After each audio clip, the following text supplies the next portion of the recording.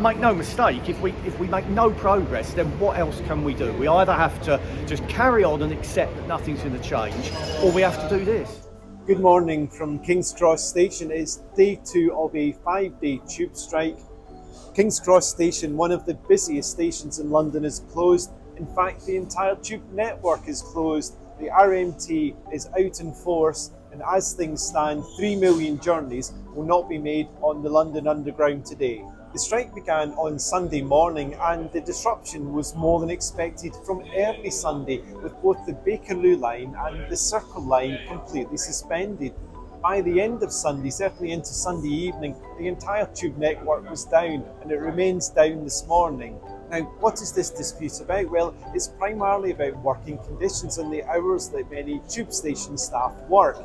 The RMT is seeking a 32-hour week. Staff typically work around 35 hours a week, but the RMT says there are big concerns about staff fatigue. It's holding out for a cut in hours, but Transport for London does not seem willing to compromise whatsoever.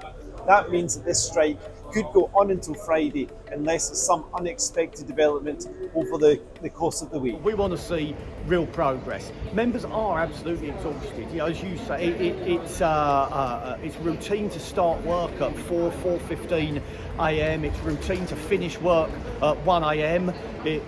People work weekends. Some people do permanent nights, and it is absolutely exhausting. I did it for 20 years, and you never feel right. Your head's wrong. You get brain fog all the time.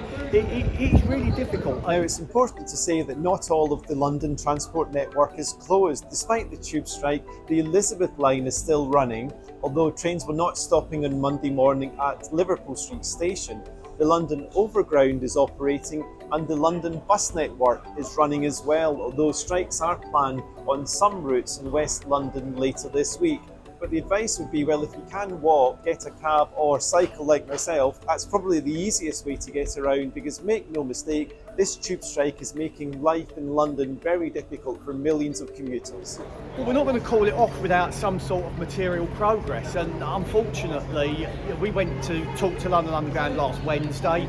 We expected to be there all day and probably back Thursday or Friday, but mid-morning on the Wednesday, London Underground said, well look, we've got nothing new to say.